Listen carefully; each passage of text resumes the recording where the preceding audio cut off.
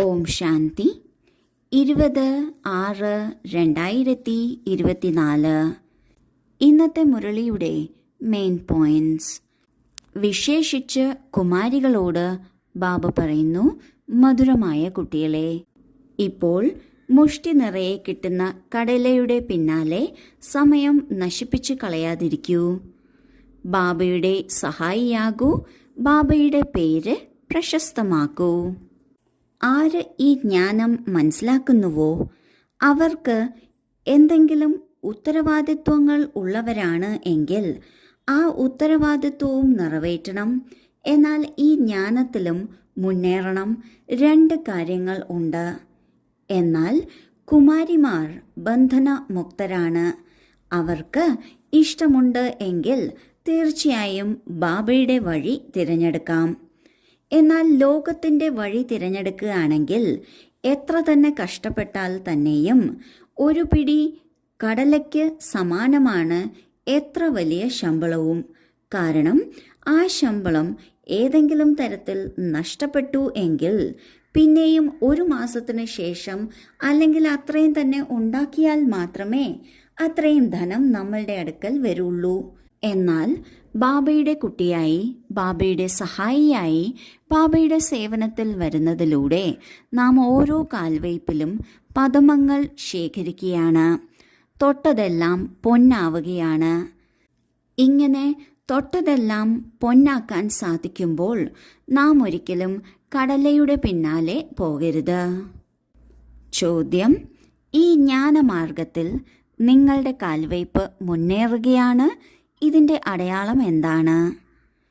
ഉത്തരം: ഏത് കുട്ടികൾക്കാണോ ശാന്തിധാമവും സുഖധാമവും സദാ ഓർമ്മയുള്ളത്, ഓർമ്മയുടെ സമയത്ത് ബുദ്ധി ഒരിടത്തും അലയാത്തത്, ബുദ്ധിയിൽ വ്യർത്ഥ ചിന്തകൾ വരാത്തത്, ബുദ്ധി ഏകാഗ്രമാണ്, ഉറക്കം തൂങ്ങുന്നില്ല, സന്തോഷത്തിൻ്റെ അളവ് വർദ്ധിച്ചു തന്നെ ഇരിക്കുന്നു, ഇതിൽ നിന്നും സിദ്ധമാകുന്നു കാൽവയ്പുകൾ മുന്നേറുകയാണ്. ആരാണോ ഈ ജ്ഞാനമാർഗത്തിൽ മുന്നേറുന്നത് അവരുടെ അടയാളത്തെക്കുറിച്ച് ഇന്ന് ബാബ പറയുന്നു. ആ കുട്ടികൾക്ക് ശാന്തിധാമവും സുഖധാമവും തീർച്ചയായും ഓർമ്മയുണ്ടായിരിക്കും. കൂടുതൽ കൂടുതൽ അവർക്കതായിരിക്കും ഓർമ്മ വരിക. കാരണം ഈ ലോകത്തിലെ ഒരു കാര്യത്തെക്കുറിച്ച് ചിന്തിച്ചും ഒരു കാര്യവുമില്ല. നമ്മൾക്ക് കാര്യം നമ്മുടെ തന്നെ പുരുഷാർത്ഥമാണ്. മറ്റുള്ളവർ എന്ത് ചെയ്യുന്നു, എങ്ങനെ പുരുഷാർത്ഥം ചെയ്യുന്നു എന്നതിനെക്കുറിച്ച് നമ്മൾ ചിന്തിച്ചിട്ടും ഒരു കാര്യവുമില്ല.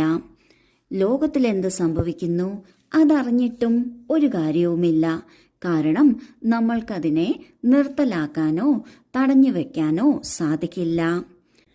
അങ്ങനെ ശാന്തിധാമവും സുഖധാമവും അവർക്ക് നന്നായി ഓർമ്മയുണ്ടായിരിക്കും. അവരുടെ ബുദ്ധി അനാവശ്യ കാര്യങ്ങളിൽ അലഞ്ഞു തിരിയില്ല. ബുദ്ധിയിൽ അനാവശ്യമായ വ്യർത്ഥ കാര്യങ്ങളൊന്നും വരില്ല. വ്യർത്ഥ സങ്കല്പങ്ങൾ വരില്ല. ബുദ്ധി ഏകാഗ്രമായി തന്നെ ഇരിക്കും. അതായത് ഒരു ബാബയുടെ ഓർമ്മയിൽ തന്നെ ഇരിക്കും. അവർ അലസരായിരിക്കില്ല. സന്തോഷത്തിൻ്റെ അളവ് എപ്പോഴും ഉയർന്നു തന്നെ ഇരിക്കും. ഈ കാര്യങ്ങളെല്ലാം ഉണ്ട് എങ്കിൽ മനസ്സിലാക്കാം നമ്മൾ ഈ ജ്ഞാനമാർഗത്തിൽ മുന്നേറിക്കൊണ്ടിരിക്കുകയാണ് എന്ന്. ധാരണയ്ക്കുള്ള മുഖ്യസാരം: 1. മുഷ്ടി കടല വിട്ട് ബാബയിൽ നിന്ന് വിശ്വത്തിൻ്റെ ചക്രവർത്തി പദവിയെടുക്കുന്നതിന് പൂർണ്ണ പുരുഷാർത്ഥം ചെയ്യണം. ഒരു കാര്യത്തിലും പേടിക്കരുത്. നിർഭയരായി ബന്ധനങ്ങളിൽ നിന്നും മുക്തമാകണം. തൻ്റെ സമയം സത്യമായ സമ്പാദ്യത്തിൽ സഫലമാക്കണം. 2. ഈ ദുഃഖധാമത്തെ മറന്ന് ശിവാലയം, അതായത് ശാന്തിധാമം, സുഖധാമം ഓർമ്മിക്കണം. മായയുടെ വിഘ്നങ്ങളെ അറിഞ്ഞ് അവയിൽ ശ്രദ്ധാലു ആയിരിക്കണം. ആദ്യത്തെ പോയിന്റിൽ ബാബ പറയുകയാണ്, കുമാരിമാർ പ്രത്യേകിച്ചും വിശ്വത്തിൻ്റെ ചക്രവർത്തി പദവി എടുക്കുന്നതിന് പൂർണ്ണ പുരുഷാർത്ഥം ചെയ്യണം. അതിനായി നിസ്സാര കാര്യങ്ങളുടെ പിന്നാലെ പോകുന്നത് അല്ലെങ്കിൽ നിസ്സാര ശമ്പളത്തിൻ്റെ പിന്നാലെ പോകുന്നത് മാറ്റണം. ഉള്ളിൽ എന്തെങ്കിലും പേടിയുണ്ട് എങ്കിൽ ആ പേടി മാറ്റിയെടുക്കണം. നിർഭയരായാണ് ബന്ധനമുക്തരാകേണ്ടത്. സത്യമായ സമ്പാദ്യം ശേഖരിക്കുന്നതിൽ നമ്മുടേതെല്ലാം സഫലമാക്കണം. സമയവും സഫലമാക്കണം. രണ്ടാമത്തെ പോയിന്റിൽ ബാബ പറയുന്നു, സുഖധാമത്തെയും ശാന്തിധാമത്തെയും ഓർമ്മിക്കണം. അതിനെയാണ് ശിവാലയം എന്ന് പറയുന്നത്.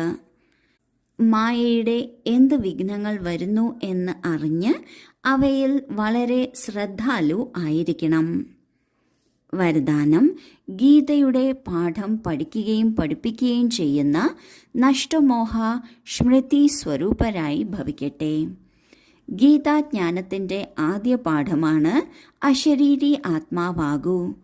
അന്തിമ പാഠമാണ് നഷ്ടമോഹ സ്മൃതി സ്വരൂപമാകൂ.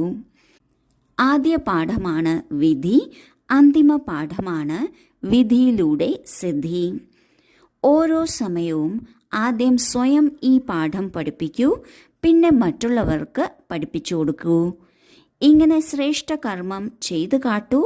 അപ്പോൾ താങ്കളുടെ ശ്രേഷ്ഠ കർമ്മങ്ങളെ കണ്ട് മറ്റനേകം ആത്മാക്കൾ ശ്രേഷ്ഠ കർമ്മം ചെയ്ത് തൻ്റെ ഭാഗ്യരേഖ ശ്രേഷ്ഠമാക്കും. ഗീതയുടെ ആദ്യ പാഠം സ്വയം ആത്മാവാണെന്ന് മനസ്സിലാക്കൂ, അശരീരിയാകൂ എന്നതാണ്.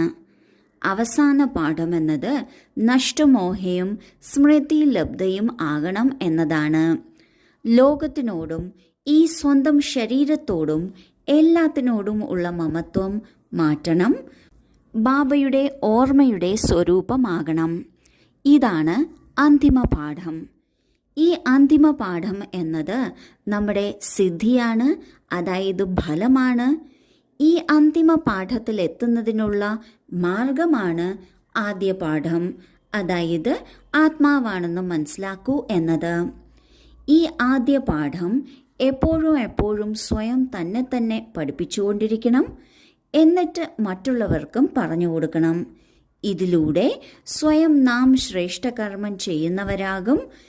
നമ്മുടെ ശ്രേഷ്ഠകർമ്മം കണ്ട് മറ്റുള്ളവരും പ്രേരണയെടുത്ത് അവരും അവരുടെ ശ്രേഷ്ഠ കർമ്മത്തിലൂടെ ശ്രേഷ്ഠ ഭാഗ്യം ഉണ്ടാക്കും. സ്ലോഗൻ: പരമാത്മാ സ്നേഹത്തിൽ ലയിച്ചിരിക്കൂ, എങ്കിൽ പരിശ്രമത്തിൽ നിന്ന് മുക്തരാകും. ബാബയെ ഓർമ്മിക്കുന്നതിലൂടെ ഏത് പരിശ്രമവും വളരെ സഹജമായി മാറും. അതിനാൽ ബാബയെ സ്നേഹത്തോടെ ഓർമ്മിക്കൂ.